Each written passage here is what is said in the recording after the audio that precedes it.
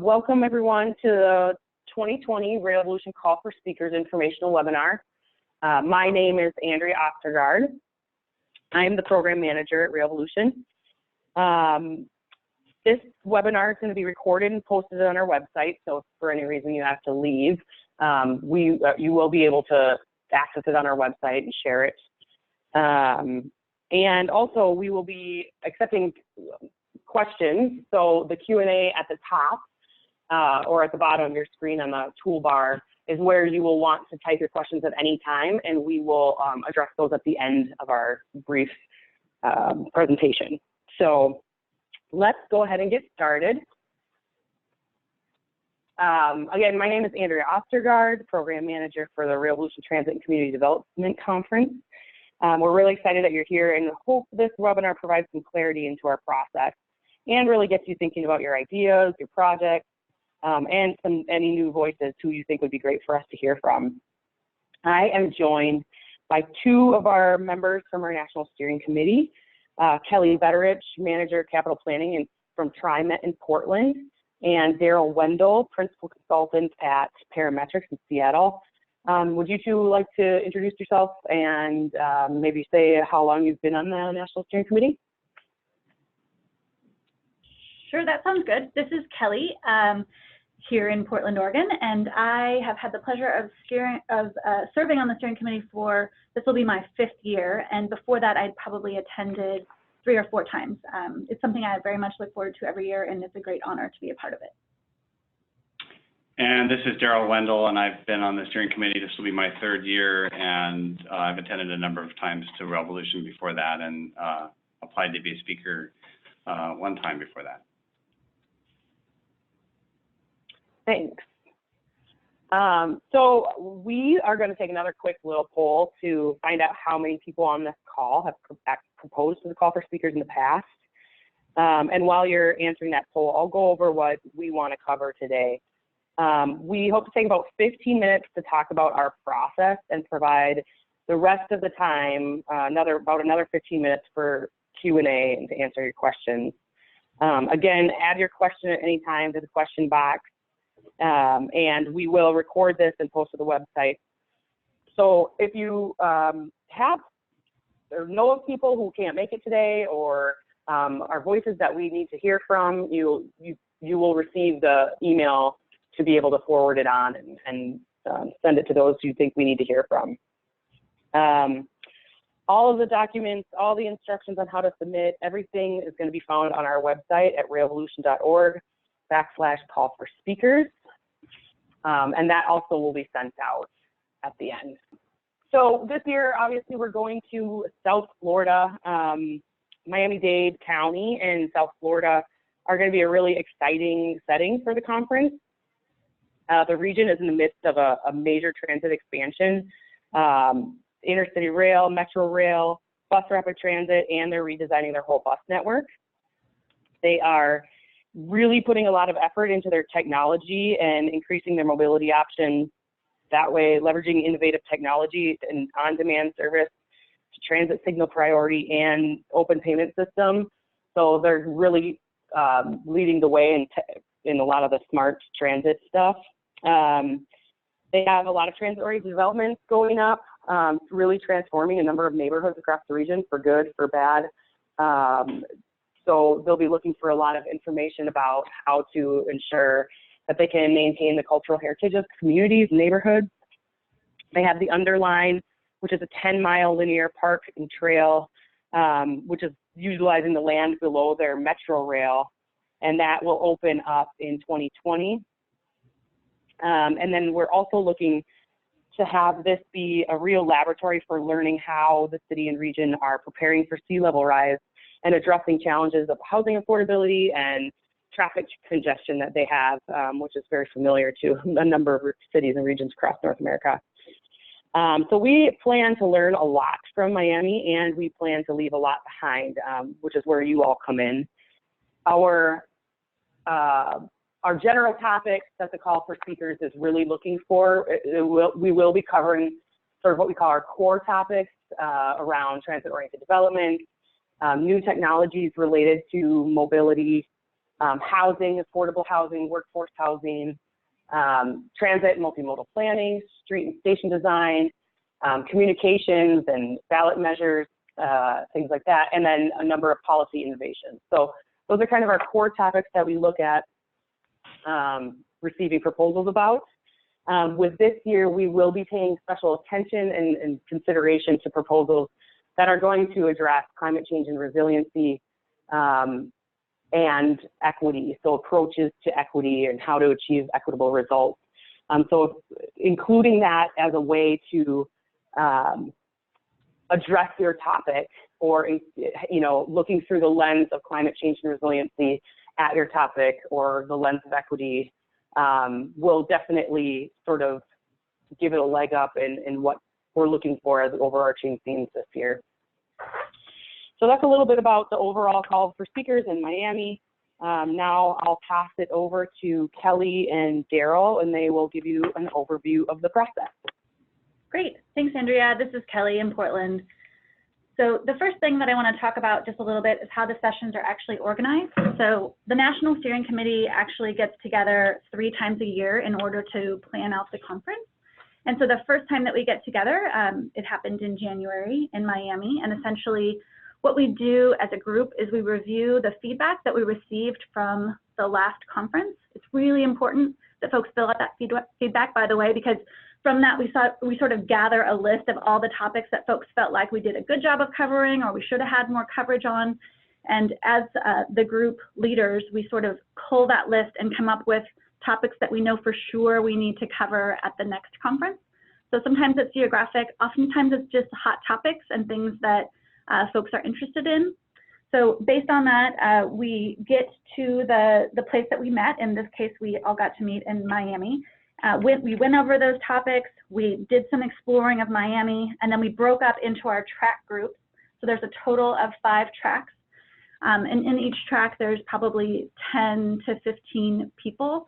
And then we sort of brainstorm the list of those items that we know we really should be covering. Just to go over the tracks, track 1 is technology and new mobility interfacing with transit. Track 2 is TOD and communities. Track 3 is transportation, policy innovation, communication, and leadership. Track 4 is transit modes and corridors for people. Track 5 is housing, community engagement, placekeeping, and social justice. And track 6 actually is folks who are interested in presenting at the PK Slam, which is a Pachacucha type of event that we have every year, which is a lot of fun. So once we break up into our tracks, essentially we sort of brainstorm those topics that we know we would like to cover, and we use that to inform the content that goes into the call for speakers that you all received at the end of January.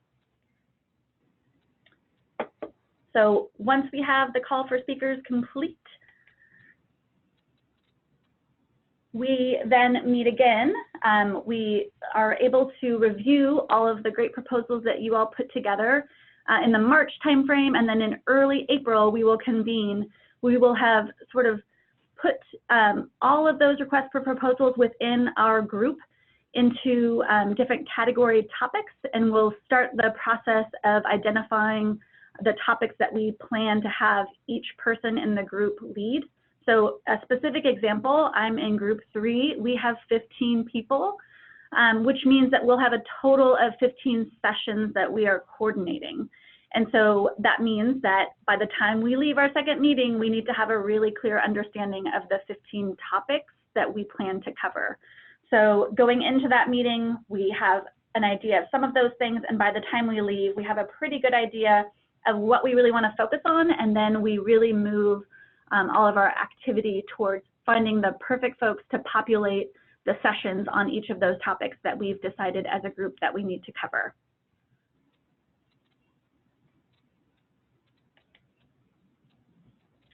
So just to talk a little bit about it by the numbers. So typically when we do a call for speakers, we get about 250 to 300 responses, although last year we received 384, which is a record and very exciting. And I hope this year we also get lots and lots of great responses. Of those responses, 384 last year, we were able to populate about 75 sessions. And in 2019, of those 384, we used about 140 of them in order to create sessions, and about 190 of the speakers, or just over half, came from the proposals.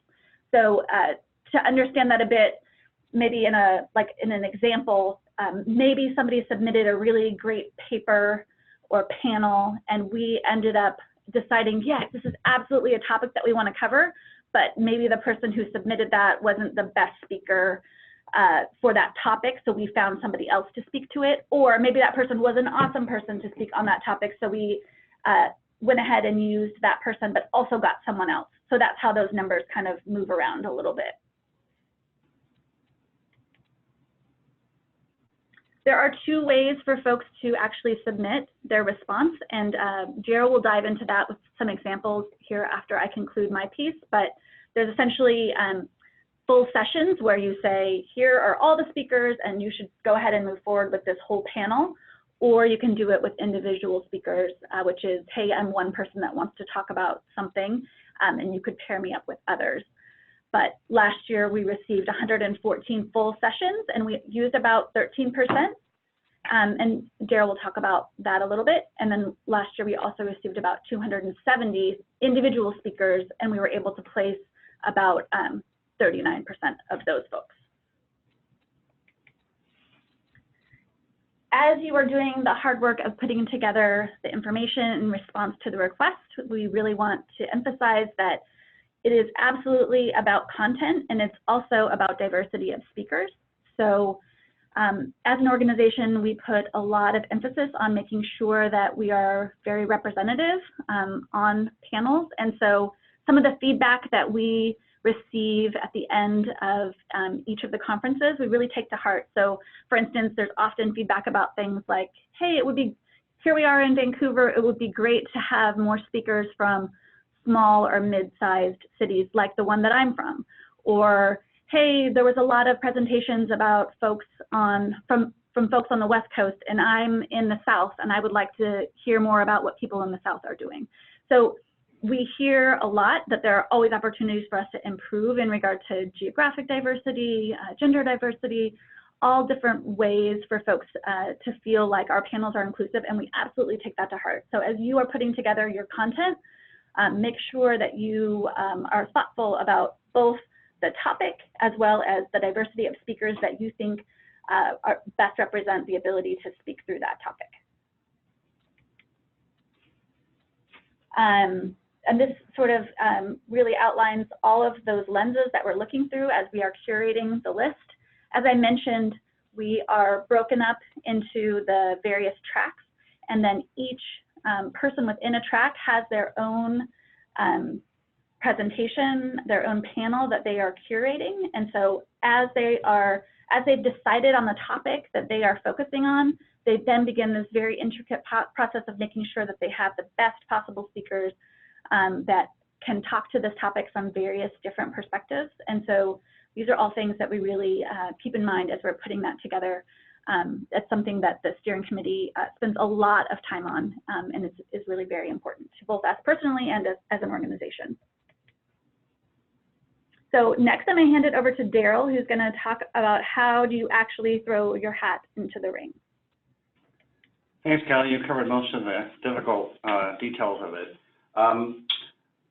As we talk about this, we realized that a lot of people were submitting on this and maybe thought it was a black box. And when you look back at the information that Kelly talked about, the way that the steering committee reviews work in the tracks, you should picture a room of people sitting for several days, 2 more times throughout the years, just studying the materials that people have given them in terms of the speaker's content and what they want to talk about.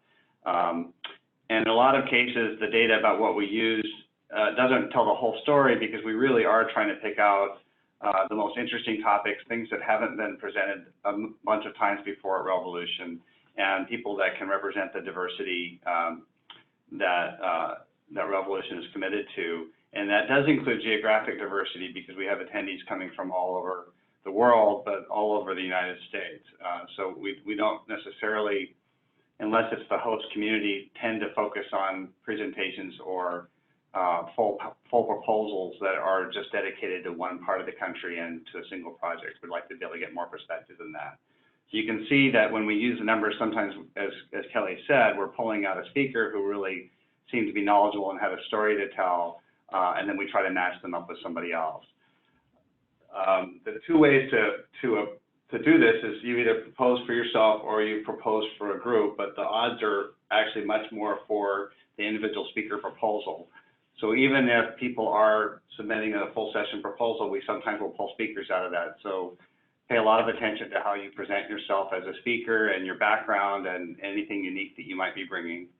And then as you're pulling together the full session, definitely take a look at those geographic goals, because that's what the steering committee members themselves are kind of scored on, is their ability to help create a diverse set of presentations across the board. Let's see, can you go to the next one? Of course. Unless I have control. This is more about the timelines. I may linger just for a second more about the other aspect, which is that your odds are at the same. We sometimes will see multiple people just flipping around and proposing on different tracks, but pretty much with the same speakers or a similar story. And that work is actually already done by the steering committee. They will compare, and then we'll look at if there's duplicate proposals. We'll try to consolidate them and remove them. So that's a little bit more of the curation that Kelly talked about as we try to work through it. And when we do that, we start talking to the people who submitted and see how receptive they are to reshuffling or something like that. But we typically do have to make some changes if there's multiple proposals in a number of different tracks that are from the same people in the same project. The timeline, though, is coming up. It's at the end of this month. And then we start doing our work in March and April, where we have people assigned to read through all of them. The full committee usually participates in that, but there's a couple people that are really focused on it, and they make recommendations. And then we all spend several days poring over them and talking about them and then sharing them with the other tracks. And then we start making the decisions in May and June, and that's when people typically start to hear that they're a candidate for coming, and that we need to confirm whether they will indeed be able to attend and whether other speakers that are identified will be able to attend. And then by June, we're finalizing and then starting to move forward, working with coaching the presentation groups and assigning moderators and doing dry runs leading up to the big event.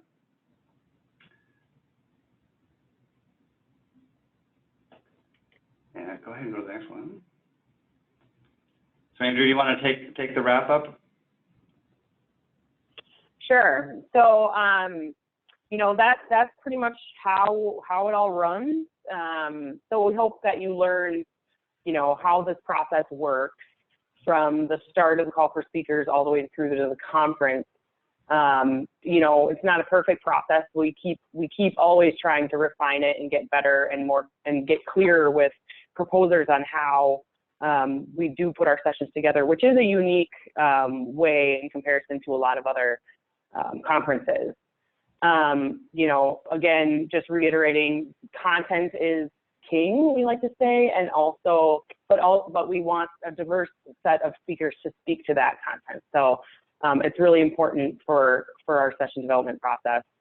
And every year, you know, we have a really successful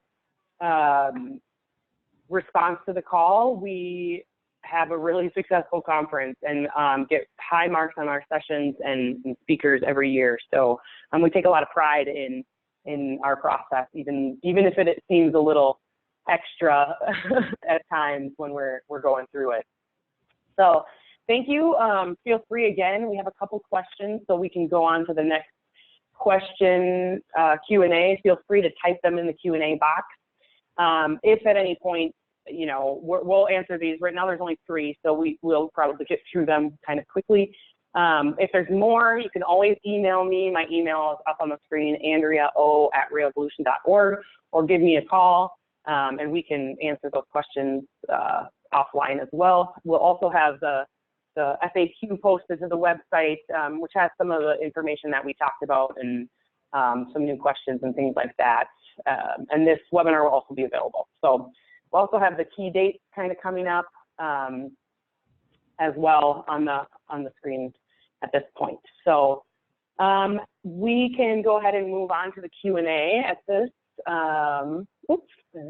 So the first question is, how do you determine whether a person is good to speak on a particular topic?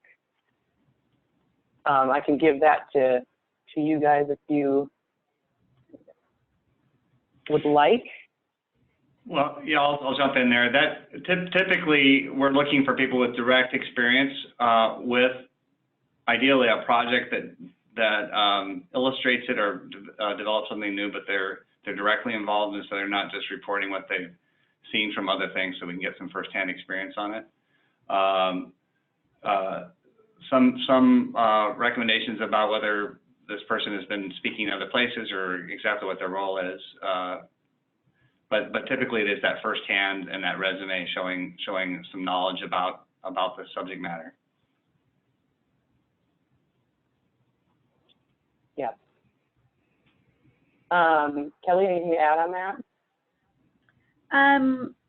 Yeah, I mean, it's a bit of a tricky process in that, once again, we're trying to curate a whole panel. So sometimes we'll find that one person submits a paper about a topic, and then we find ourselves scrambling to find other folks, maybe across the United States or internationally, who have similar experience. So in those cases, we really tap our various professional networks and sort of ask folks, hey, you know, they're doing that really cool thing in Nashville. Do you know somebody who was involved in X? So a lot of times we'll take one speaker and then sort of like create some interest and understanding around folks. So if you are the original person who submitted, then it's understanding your role, but sometimes it ends up being, hey, who else do you know that's doing this? Because we'd like to make this into a panel, so we need a few other people, so. Right. And there certainly is an emphasis on trying to get people who have not spoken at Rail Volution before and may not even have attended to bring them in. So this is definitely one of the conferences where the number of times that somebody has spoken before is not necessarily an automatic entry to the next one. That's something that Rail Volution monitors to see how many new speakers did we get involved this year. Great. Next question, if a proposal includes 2 speakers, should it be submitted as a full session? And I can answer that. At this point, they should submit as an individual speaker, and then be sure to include that you want to present with a co-speaker. It's difficult for us to contact 2 people about one proposal, so the person who submits will be treated as sort of the lead proposer. And then if you get a call from a National Steering Committee member or someone who's looking to utilize you in the session, you would really want to emphasize how you would like to co-present. We get this request, and honestly, it doesn't, usually we're looking for one person to address the topic, but depending on the project, they would consider a co-presenter if it made sense. So submit as an individual. If you submit as a full session, they'll likely look at it and say, this seems like it's incomplete. So go the individual route. Next question, is there a discount on cost to attend if we're chosen to have a presentation? There is not a speaker discount. We do allow those who are speaking to come for the day they speak for free. And then otherwise it's the regular registration rate if you plan to attend the entire conference. Here's a question, what do you mean by firsthand experience? Does this mean consultants are viewed as less desirable speakers? I would never say that, being a consultant. Yeah. No, I didn't mean to say that, certainly, but it would be that the consultant had worked on the project and new details about the project or the best practice or whatever the topic is. And I would say that when people have proposed saying, I can tell you about best practices across 20 projects, that's really hard to match. So you would like to make a session as focused as you can and help the audience understand, you know, a location and a project and other things, and doing too many things is harder to match up with other people and create a full session. Mm-hmm. Okay, and next question, if we are proposing items on behalf of one organization, should we submit individual proposals as well as full session proposal containing all of the individual proposals?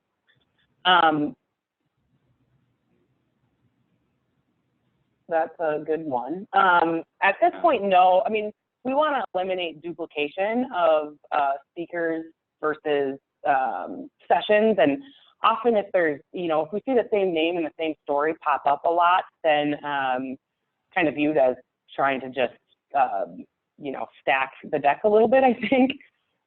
So it depends on what you're going for, would be my suggestion. Like if you're really going to have a full session and it's important that you have, full control of that conversation, you might want to go the full session route. It is a much more difficult way to get accepted. I think the full sessions are far less likely to be accepted. If you're just trying to get a story with, individual speakers specifically, go the individual route. I don't know. Do you have any other thoughts, Daryl or Kelly? It's kind of a tough one. But. Yeah, I think you answered that right. Sorry to jump in, Kelly, but I mean, I think when we've seen duplication, it makes the work of the committee much harder. And as we said, over the multiple days they're spending looking at these submissions, they will see this work. So it's not like you'll get lost in any case. But if you send in multiples and then do multiple tracks as well, then the committee just has to start making check boxes and saying, well, this is the same as this other one, and it makes life harder. Okay, what are you looking for in the realm of projects that will be on a referendum this November? Ooh, good question. That is within my track. And so, of course, the timing is going to be really interesting. We'll be in Miami in September, and there, of course, are a number of places throughout our country, and I'm sure abroad, that are focusing on additional funding or opportunities for transportation. And so I can certainly imagine that we would have a panel. A lot of the interest coming out of Vancouver in regard to this is more specifically around making the case for transit. So sort of what was it that you did in order to specifically identify what you would put on a referendum, or how did you work with the community in order to identify the right set of projects or project, or how did you determine your funding mechanism? So I think folks are really interested in the nuts and bolts. In the past, we have certainly looked at projects that had already gone through the process and talked about sort of wins and losses and tried to understand some takeaways from those. But I do think that there will be a lot of interest and enthusiasm around what's happening in November. And so we would absolutely welcome more in-depth information about how folks put together the referendum, how they work with the community, how they're messaging, all those things. Next question, regarding the duplication question, can you apply both for a panel session and PK Slam, or is it better to just pick one?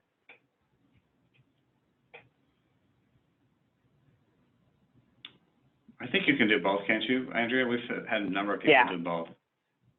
Yeah, I think that's totally fine. Yep. PK Slam's a little bit different than tracks, so I think that you could easily, Yeah, we kind of separate that into its own process. Right. Feel free to do both. What format should be followed? Page numbers, content, organization, etc. Is this about the actual presentation, maybe? Because probably we would talk about in depth with the actual person who would be presenting. Each one of the coordinators would be very clear about the amount of time that each presenter would have and how they wanted the presentation formatted. So it would really depend by coordinator. Yeah, and we are always looking for very engaging ways to present the, not only panels. While we tend to definitely have a lot of panels in our conference,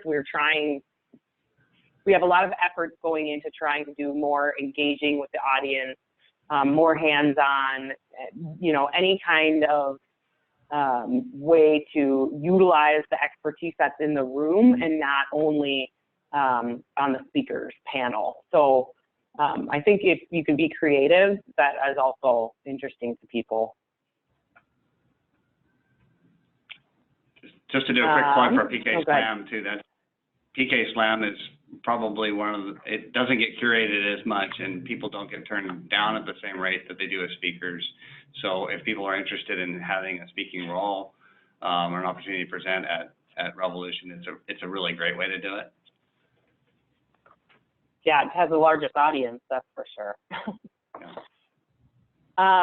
Should we submit one person for both a full session and individual, or is it assumed that any full session proposal is available to be considered for another curated panel? If you submit and you're part of a panel, we assume that any person within that panel we could take and curate into its own panel discussion. So just, if this were what you wanted to do, I would say just put in your full session and you would be covered in case we extracted one of those folks for a different panel.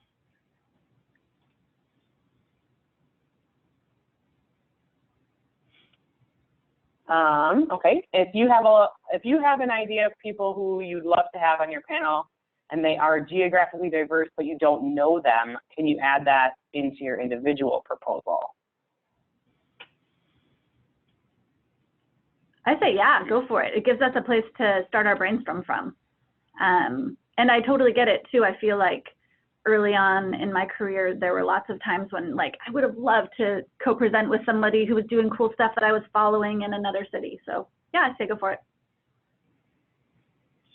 Yeah, and I think that would be the right way to do it too, through the individual proposal and not filling out a full session proposal, because if it was if you added people that you didn't know or hadn't talked to a full session proposal, and you know, it would almost become like you didn't do the work that they're looking for, and so I'm not sure it would be. I don't know if you have a better way of saying, Kelly, like, or Daryl, that it would just.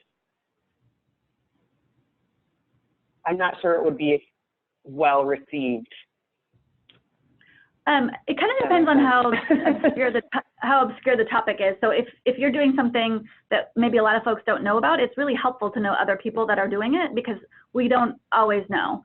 And so I think that's helpful. And frankly, I think one of the biggest positive takeaways from presenting and going to Revolution is that you really get to build your peer network.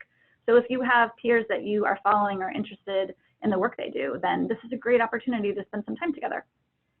Right. But through the individual proposal. Yeah. Is what I'm saying. Yeah, I like that because then it sort of like takes away some of my homework of like, oh, I really like this topic, but who else is doing it? Oh, look, they listed 3 other people. Yeah, and we might know those people. Yeah, exactly. But when we see the full proposal with names in it, we typically assume that they have been contacted and they've all said that they can go if selected. Yes. Well, great.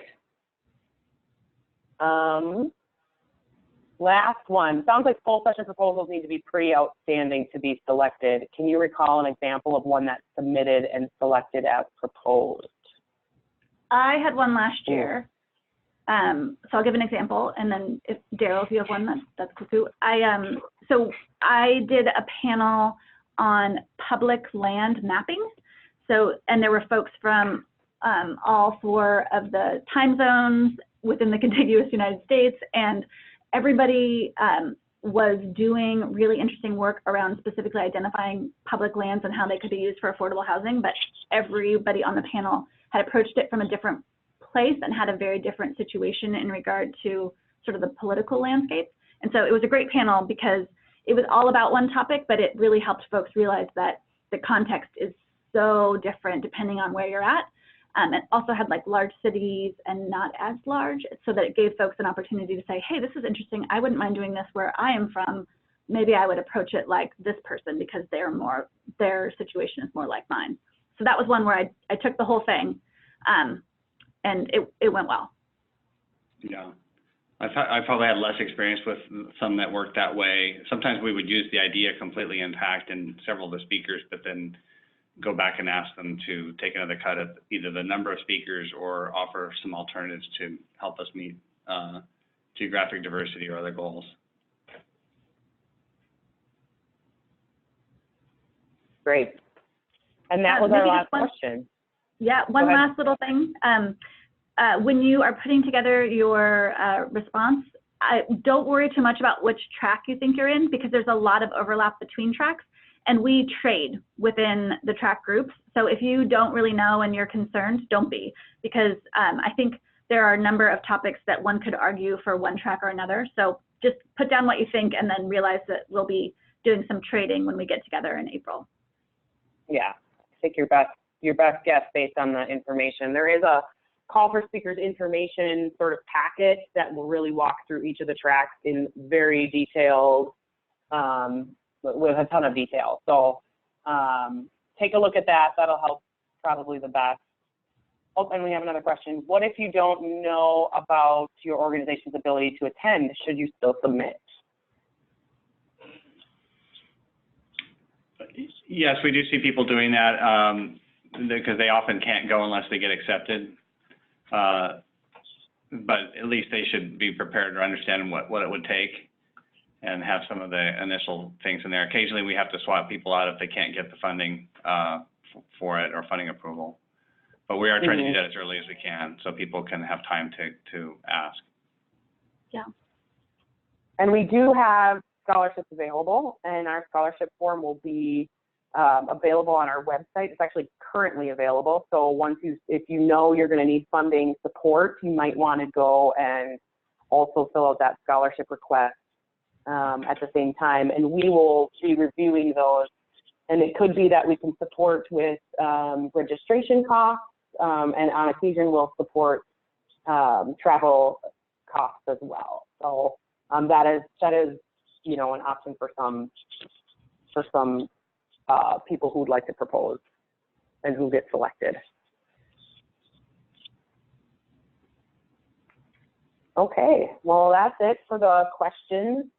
I want to thank everyone for joining, and thank Kelly and Daryl for taking the time to give your expertise. Do you guys have any other final thoughts?